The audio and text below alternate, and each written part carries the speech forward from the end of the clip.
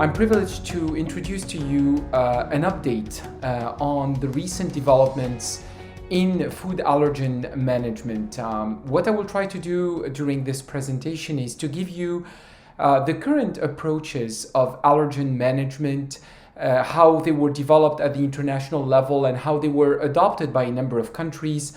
We will review a number of levers of change, and finally we will look together at some of the most recent developments in Codex Standards related to allergens and some further perspectives for enhanced international guidance on food allergen management. Well, first of all, thinking about food allergies, this issue is a global issue, and there is an increasing number of documentations about the fact that food allergy incidents contribute to public health issues. They continue to be considered as preventable incidents, and while we are seeing a number of developments in the area of therapies to reverse these conditions, avoidance continues to be the most effective risk management approach. And we are seeing, as I mentioned in the introduction, an increased level of interest at the international level and particularly at the level of Codex in improving food allergen management. When we look at the public health impact, there is a documentation related to about 150% increase in severe allergic reactions that were documented between 2010 and 2016 in the United States. A number of other jurisdictions reported similar cases. But when we look at the impacts of food allergies, there are a number of factors and impacts that are not fully documented, and that's specifically in relation to the medical costs. So essentially the healthcare costs associated with food allergy incidents, the social costs as well, because we know that when an individual in a family suffers from food allergies, the rest of the family generally has the impacts of that condition. The same applies to society, in daycares, in schools, where special care needs to be observed when there is a child that is suffering from these conditions. And of course, we cannot forget the psychological costs and the potential stigmatization that food allergic consumers and families may be suffering from. When we look at the interventions so far, and as I mentioned, there is so far no cure that has been fully identified as effective to reverse the condition of food allergies. And we continue to manage the risk mostly through avoidance. Avoidance meaning that those who are allergic need to avoid the ingredient to which they are proven to have this condition of sensitivity or allergy. And when it comes to managing the situations for prepackaged foods, basically the label of the food continues to be the source of information, and we need to have accurate information through the label. Consumers, in fact, depend on the information that is provided on the label to avoid the food allergen, and for those who are celiac, to avoid gluten sources. Now, generally, when we look at how labeling policies were developed, the main objective is to promote the trust in the information that is available on the food label.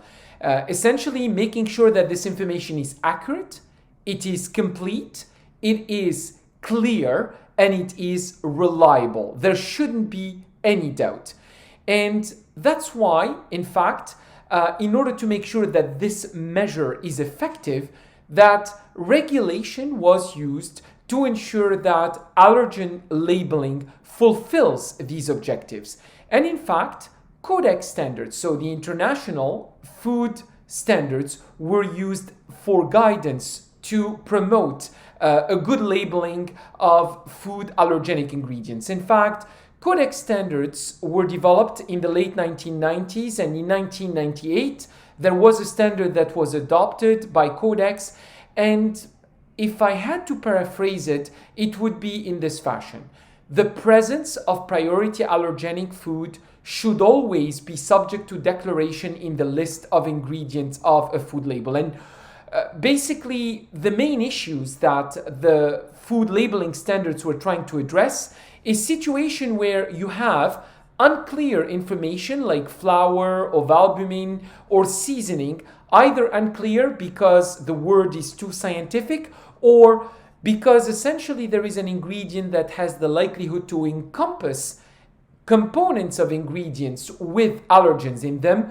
Basically, there is the possibility of those gaps or this lack of clarity to be lifted through a mandatory requirement of labeling. So essentially, if we take that example, the way the regulation of labeling fixed that is that for flour, you would be able to identify a priority allergen that is wheat. For ovalbumin, which is the technical word for a protein that is contained in egg, well, we will be mentioning the simple word egg that is more easily recognized by food allergic consumers. This could be done directly on the ingredients list, or it could be mentioned in a contained statement that is present also on the food label. And in fact, what Codex did was that it established a priority list of allergens that we call the priority allergens, and this list was in fact subject to the mandatory declaration. Of course, Codex also recognized the fact that dietary habits can be different. We have different diets, we have also different prevalence in food sensitization, and therefore this list can vary.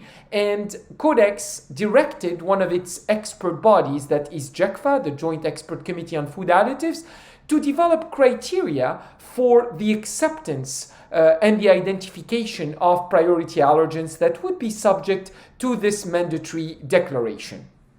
Now, of course, in 20 years, this Codex standard was adopted in a number of national legislation or regulation, and a number of countries basically moved to have allergen labeling requirements as part of their mandatory labeling provisions.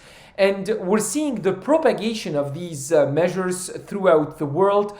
We're seeing progress also being expected in various parts of the world, including China, the Middle East and North Africa, and the Caribbean region in the upcoming period.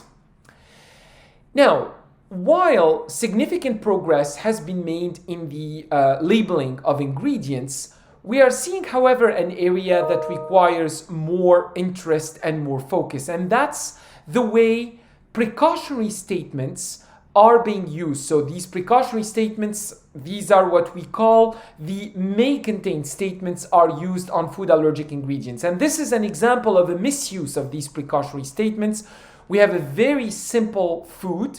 Basically, it's a barbecue chicken. And we see here that while the list of ingredients contains 2 ingredients, chicken and salt, we're seeing that there is a may contain statement with all series of food allergens. And for the most part, when we look at this label, we consider that this list was not necessarily established with a good justification. So we are seeing, in fact, that as a result, because allergen precautionary statements are overused, we are seeing, in fact, that consumers are ignoring them, and we are seeing, in fact, that there is a higher risk for allergic consumers because they are potentially taking risks by consuming products with an allergen. Now, there was a renewed interest on the part of the Codex Alimentarius Commission in the late 2018-2019 with the acceptance of new work that led to the development of a code of practice on food allergen management that was achieved by the Codex Committee on Food Hygiene, supported by the review of the Codex Committee on Food Labeling. This is meant to be a guidance document that could be followed by food business operators in order to give them ideas about how policies, procedures, and protocols could be developed and adopted for the identification of allergens as an important food hazards, and to dedicate specific control measures for this hazard. specifically to look at avoiding or managing or mitigating cross-contact, the possibility of the identification of instances of undeclared allergens, paying special attention to the accuracy of food labeling, but also to provide accurate and useful information to consumers.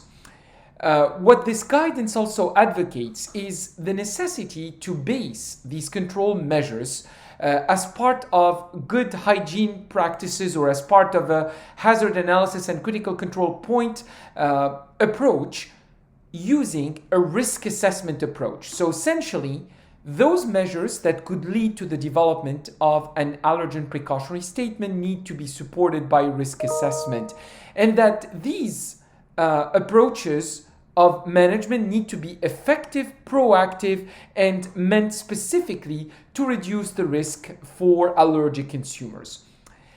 Basically, this guidance looked really at various aspects of food production and various steps in food production, looked at specific issues that could be encountered by primary production, the need to look at the way facilities are designed, how operations could be controlled, how sanitation measures need to be adapted to the issue of allergen management.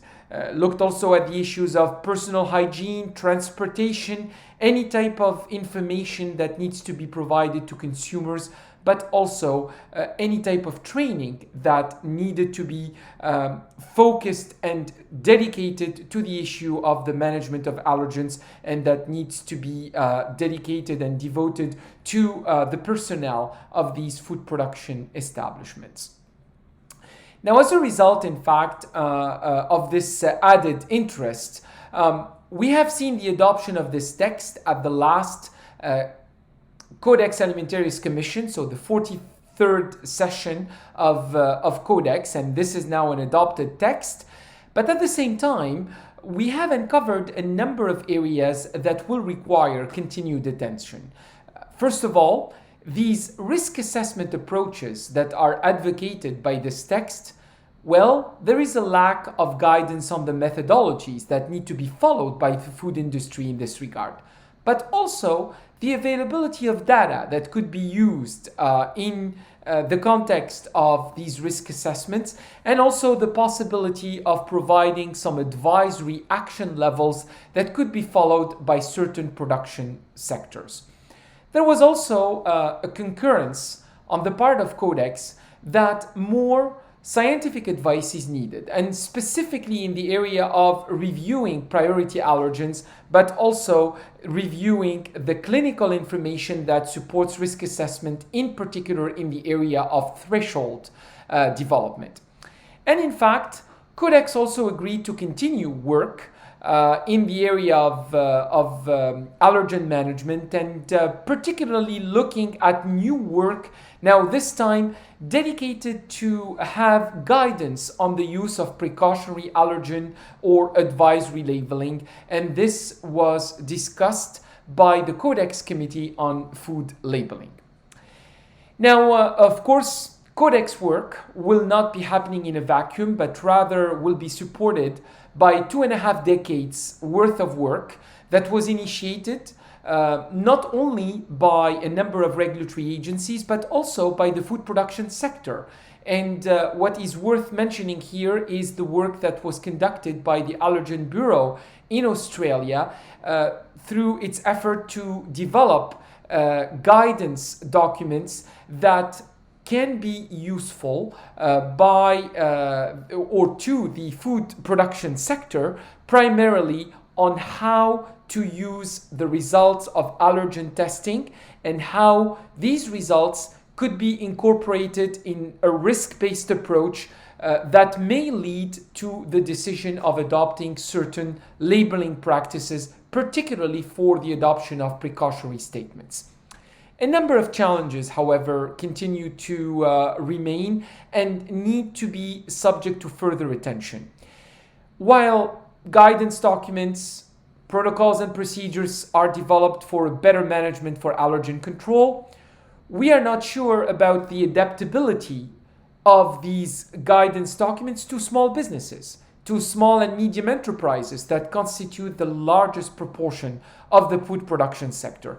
And we need also to evaluate the effectiveness of the policies of allergen labeling over the past 3 decades on reducing the risk, and particularly on the reduction of both the high impact incidents, so essentially those that are leading to emergency room visits, but also to the reduction of food recalls.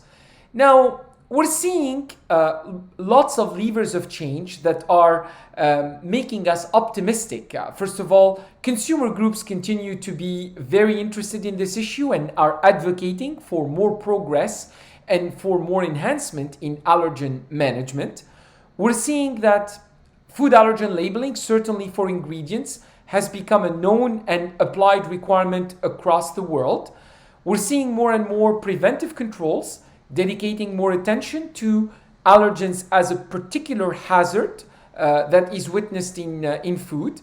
We're also seeing developments that are quite promising in the area of cure, and particularly the application of immunotherapies that could be useful to reverse these situations of food allergies.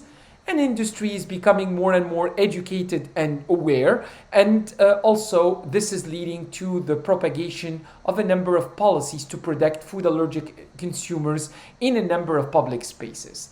Now, if we project ourselves in the future, we're seeing changes in the way food labeling is being developed, is being applied by the food industry and by consumers. And we're going to be seeing very soon the use of the Internet of Things, our smart objects that are used in order to provide us with the information that is needed on the composition of a food product or even on its condition of production. And therefore, there is a potential for using these intelligent tools to provide us with a personalized reading of labeling information. Personalized, basically this information will be customized to the state, to the health status of the consumer, and providing therefore a direct advice as to the suitability of the food product, in particular vis-a-vis a particular food allergy.